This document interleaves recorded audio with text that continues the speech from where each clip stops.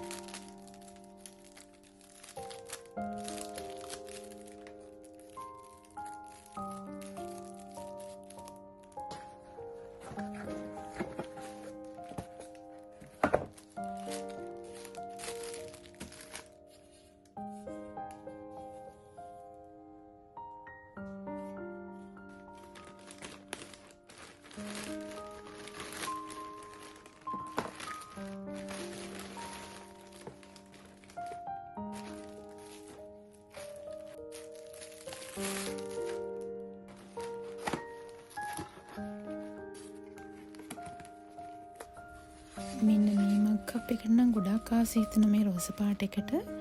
ඉතින් ඒකත් මම ඕඩර් කරා. කප් නම් ගොඩක් ගෙදර තියෙනවා. ඒ වුණාට මගේ කලෙක්ෂන් එකට ඒකක් දාගන්නවා. ඔයාලට මේ පේන ඇඳුම එක නම් හැබැයි දැක්ක ගමන්ම හිත ගිය ඇඳුමක්. නමුත් ආවට පස්සේ තමයි තේරෙන්නේ මම ඕඩර් කරපු සයිස් එක ටිකක් ලොකු වැඩි. ඉතින් ඒක හැබැයි මට ආයෙ කපලා හදාගන්න වෙනවා. මොකද මේක මම ආයෙ රිටර්න් කරන්න ගියොත් මට එකට පෝස්ටල් ෆී එකක් යනවා වෙනවා. මොකද මම කලින් රිටර්න් කරලා තියෙන නිසා.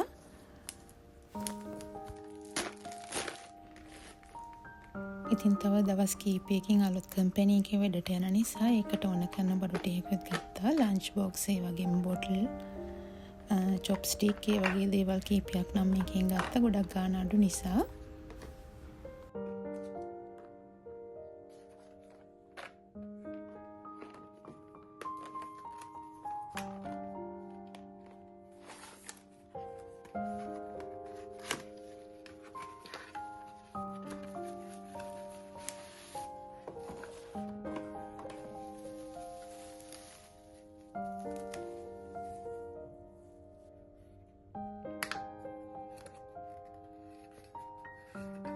දෙමකේ ෆොටෝ එකේ දාලා තිබ්බ විදිහට මාපු ලස්සන අයිටම් එකක් තමයි මේ බොටල් එක.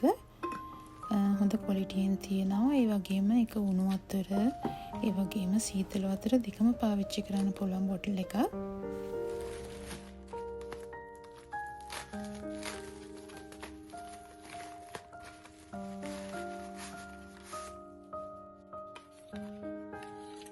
ග්ලාස් ස්ට්‍රෝ වගේක්. මම මේ හිපට මට හම්බුන්නේ නැහැ. ඉතින් තේමුවකින් ගත්ත එක.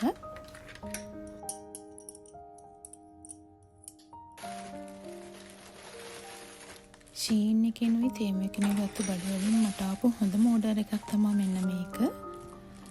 මේ බෑග් එක. ඒකේ තිබ්බ ෆොටෝ එකේ විදිහට මේ ක්වොලිටි එකටම තියෙනවා. කලර් එකත් හරිම ලස්සනයි. ඒක ඉතින් ඕපන් කරලා බලුවම මේක ඇතුලේ පවුච් එකකුයි වගේම කාඩ් හෝල්ඩර් එකකුයි තිබ්බා. ඉතින් මේක නම් රෙකග්නයිස් කරන්න පුළුවන් තරම් හොඳම ක්වොලිටි තියෙන බෑග් එකක්.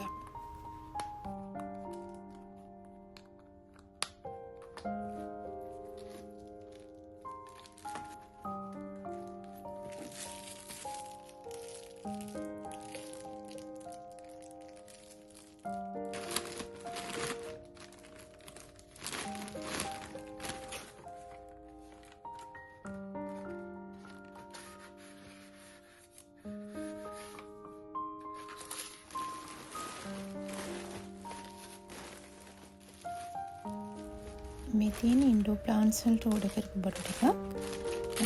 පෝච්චි දාගන්න. ඒවා ටිකක් අර පේනකොට ලස්සන නැති නිසා ඇතුළේ ටිකවරකුත් දාලා තියෙන නිසා මේකෙන් වතුර එළියට යන්නේ නැහැ. ඒතරම් ගොඩක් ලස්සනයි මේක. ගෙදරින් කියන පෝච්චි ටික දැම්මම ඒක වෙනම ලස්සනම මේ දියක් වෙනවා ගෙදරට. ඉන්ඩෝර් ඩෙකොරේෂන් වලට ගොඩක් හොඳයි මේක. මෙන්න මේක මම ෂීන් එකකින් කලින් අරන් තියෙන තේමු එකෙන් නෙමෙයි. ඉතින් මම මේ පාර තේමු එකකින් ගත්තා මේක තව එකක් ඕන නිසා.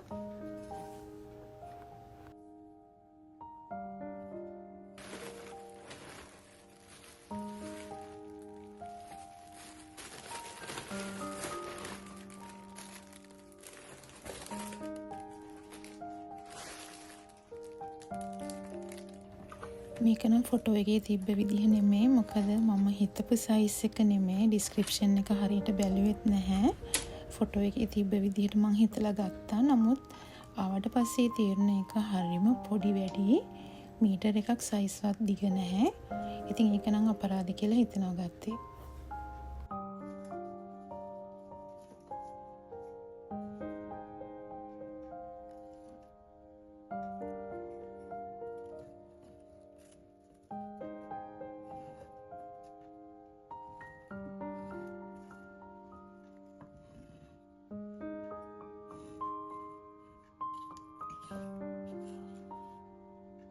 මේ තියෙන මේ පාර තීම් එකකින් ගත්ත ඩෙකොරේෂන් එක.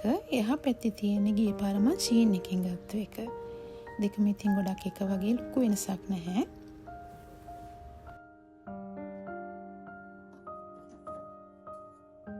හදන්න නම් වැඩි වෙලාවක් මේක ගියේ නැහැ. ඉක්මනටම හදා ගන්න පුළුවන් වුණා. ඒ වුණාට මේක පොඩ්ඩක්වත් හයිය නැහැ. ලොකු පෝච්චියම තිබ්බොත් කඩාගෙන වැටෙන සයිස් එකේ. ඉතින් මම කල්පනා කරා පොඩි මොනවා හරි පෝච්චි වගේක් මේකෙන් තියන්න ඕනේ කියලා. ගත්ත නිසා ඉතින් විසි කරන්නත් බැහැනේ.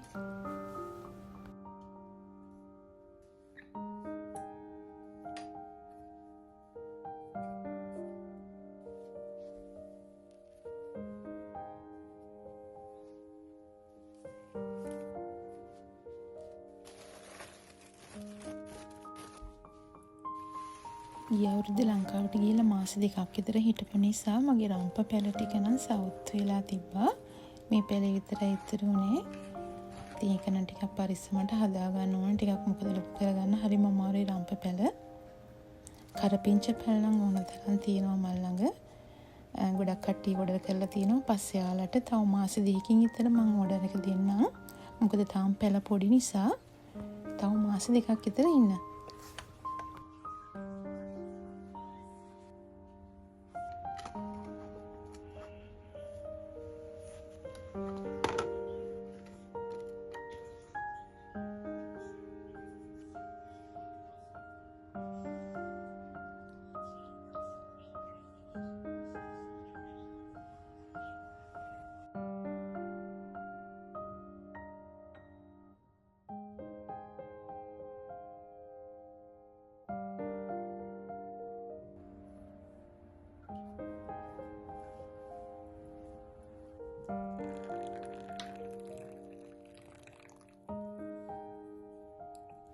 ඉන්දියන් කුකින් channel එකක් බලලා මම මේ ඩ්‍රින්ක් එක හැදුවේ. මේකට යාලා දාලා තිබ්බ නම කස්ටර්ඩ් ඩ්‍රින්ක් කියලා. හරිම රසයි මේ ඩ්‍රින්ක් එක. මොකද විටමින් සෑහෙන්න මේකෙන් ගන්න පුළුවන්. නට්ස් වර්ග දාන නිසා, කියන්නේ කජු දානවා, ආමන්ඩ් දානවා, එතකොට පිස්ටේචියෝ දානවා. ඉතින් මේ තුنين සෑහෙන්න අපිට මේ විටමින් වර්ග ගන්න පුළුවන් වට. ඉතින් හදලා බලන්න පුළුවන් නම් ගොඩක් රසයි මේක.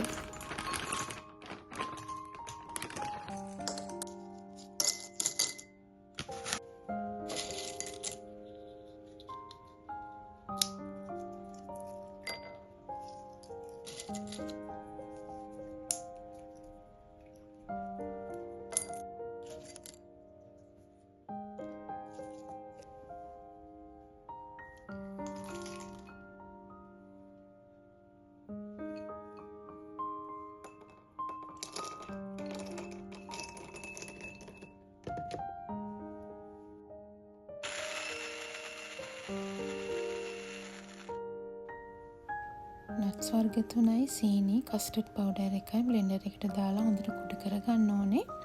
නට්ස් වර්ග 3 විතරක් දාලා බ්ලෙන්ඩ් කරන්න ගියාම වෙන්නේ ඒක තෙල් ගතිය වෙන නිසා අනිවාර්යයෙන්ම සීනි දාලා බ්ලෙන්ඩ් කරන්න.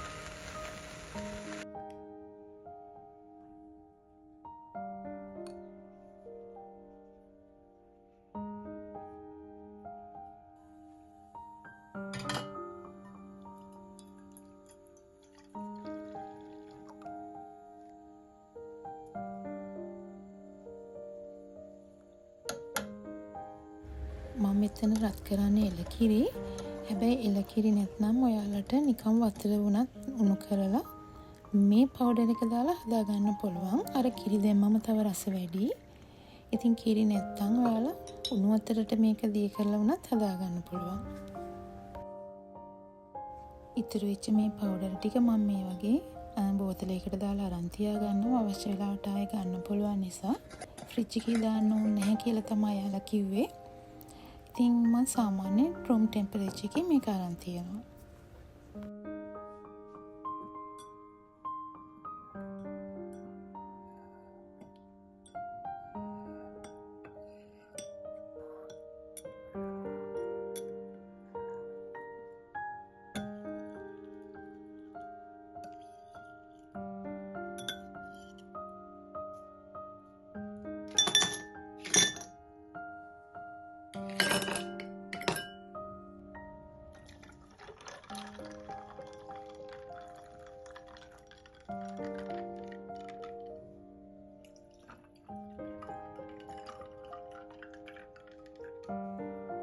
ඉතින් මේ ඩ්‍රින්ක් එකට හදාගත්තු ජෙලි, එතකොට කපාගත්තු පිස්ටචියෝ ටිකක් එහෙම දාලා සර්ව් කරන්න. එතකොට ගොඩක් ලස්සනයි මේක.